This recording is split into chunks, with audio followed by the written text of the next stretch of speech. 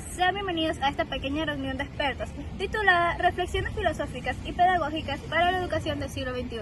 Como primer punto vamos a presentar a los 4 expertos que nos acompañarán el día de hoy, teniendo a Elizabeth como representante de Jürgen Habermas, con su crítica al positivismo y la propuesta de la acción comunicativa. También encontramos a Naomi como Edgar Morin, quien desarrolla la teoría de la complejidad y los 7 saberes necesarios para la educación del futuro. Tenemos a Paulina como representante de la UNESCO, quien abordará los pilares de la educación para el siglo XXI.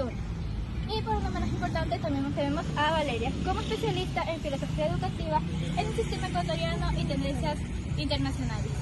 Y el día de hoy también tendremos un pequeño público conformado por Estefanía y Alison. Daremos inicio a la primera ronda. Como bien es cierto, Jürgen Habermas decía que la manera más práctica de aprender no es a través simplemente de una manera técnica o de cierta manera cosmótica o mecánica, sino que era muy importante aplicar el diálogo para que entre los estudiantes existan esta confianza y participación estudiantil, donde desarrollen habilidades conversatorias donde puedan dar su punto de vista. Bien, para Edgar Morin, educar es preparar al ser humano para enfrentar la complejidad del mundo. Su teoría de la complejidad nos enseña que todo está interconectado, desde la ciencia, la cultura, la sociedad y la naturaleza.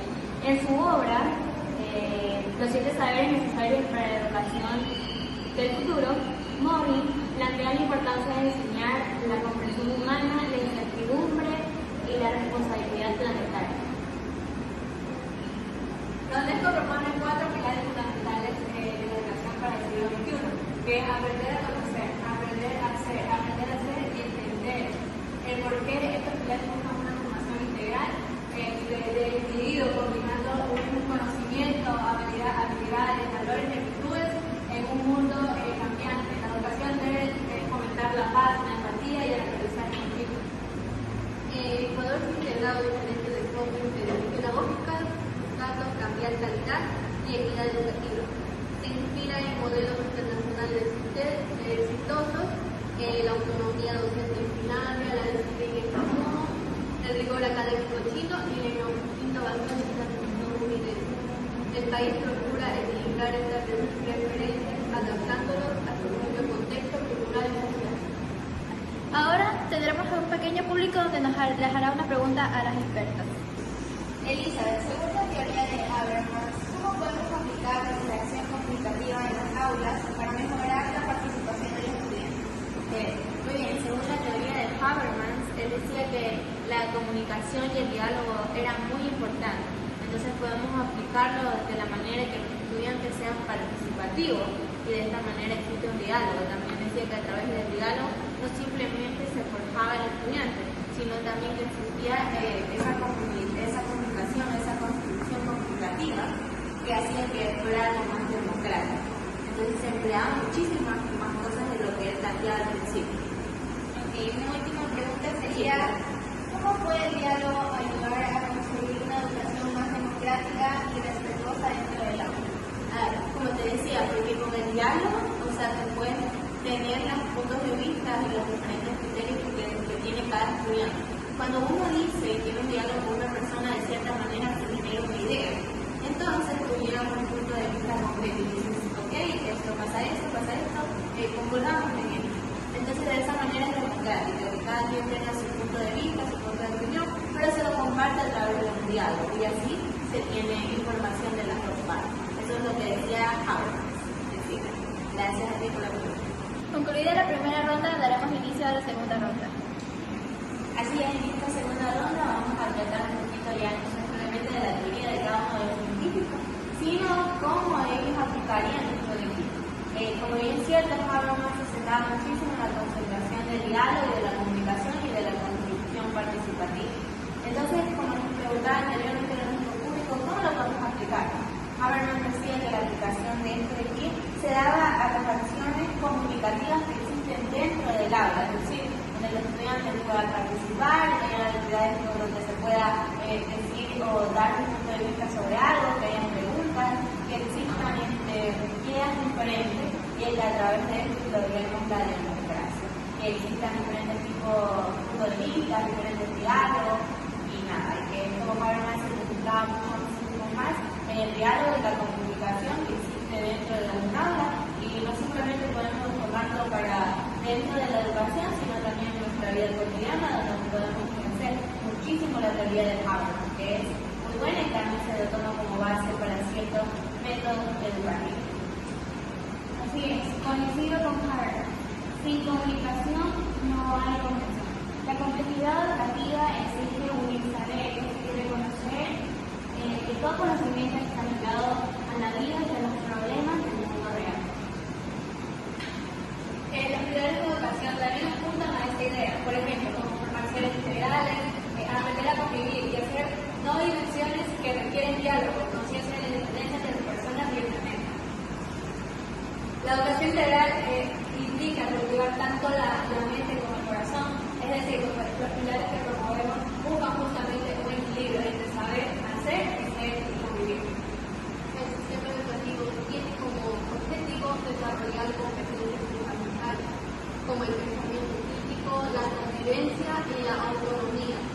La propuesta es observar los modelos educativos internacionales no como recetas o replicar, sino como referencias para adaptar a la realidad e identidad propia de nuestro país. Como en la primera ronda también tuvimos una intervención del público, en esta también la tendremos. Mi pregunta va para Elizabeth. ¿Crees que en el sistema educativo se promueve realmente el diálogo y la participación que plantea Habermas?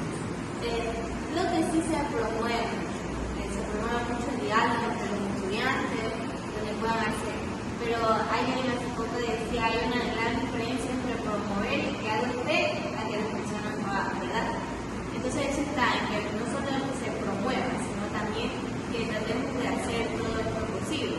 Habermas decía que el diálogo traía una manera constructiva y donde los estudiantes podían facilitar de esta manera su comunicación y va a haber más acercamiento entre las personas. Porque un diálogo siempre como que trae buenos resultados a cualquier empresa. De hecho, el diálogo es algo fundamental cuando grandes países o empresas logran hacer contratos. Siempre existe primero un diálogo, una intervención para cambiar ideas y si te conviene o no, se hace negocio. Entonces, esta es la parte de que Habermas resaltaba. Entonces, que no solo se puede fijar en la educación. Tengo otra pregunta. Ya, sí, claro. ¿Cómo puede el docente aplicar la acción comunicativa cuando hay estudiantes con diferentes opiniones o conflictos en clase? Claro, cuando presentamos este tipo de dificultades, o sea, que los dos tengan diferentes puntos de vista, siempre va a incluir algo muy fundamental y este valor que se aplica muchísimo en todo, creo que es importante cuando existe un diálogo o una diferencia de ideas, y es el respeto. O sea, yo tengo mi idea, tú tienes la tuya, pero vamos a respetarla y vamos a sacar ahí provecho a cuál de las dos y quitarlas un poquito ahí. Entonces eso es fundamental que haya todo el respeto, sobre todo. Gracias. Muchas gracias a todas las expertas por su participación, pero ahora pasaremos con lo que es el diálogo entre ustedes, con la pregunta de cómo puede la educación actual integrar la comunicación, la complejidad y la formación integral que mencionan. Sí, claro, desde el punto de Habermas, respondiendo a tu pregunta, él decía de lo que era precisamente el diálogo, cómo lo podemos aplicar a través de maneras participativas, constructivas. De hecho, la pregunta que antes realizaba en el público es parecida a lo que nos hace aquí, porque Habermas decía que hay que construir primero un diálogo, no simplemente para que exista esa conversación y intercambio de ideas, sino también para que haya cuestionamiento, porque si no existe una idea, no existe un diálogo, no va a haber la manera o forma de cuestionarte sobre alguna idea o sobre alguna intervención. Entonces, Habermas decía que estas eran estructuras importantes entre todas sus teorías, porque él tiene muchísimos puntos de vista de cómo se debe llevar a cabo ciertas maneras dentro de la educación. La más importante y la que resaltaba siempre él era el diálogo, y era el de construir algo en grupo, en conjunto. Y creo que es algo que recordamos muchísimo de nosotros, que siempre eso, aunque estemos en conjunto igual, siempre debe haber, menciono otra vez, recalcándola allí, haciendo énfasis y el respeto. Creo que mis compañeros aquí me pueden apalancar la pregunta, la respuesta, ¿verdad? Exactamente. Además de eso debemos enseñar a pensar en red, a ver las conexiones entre los saberes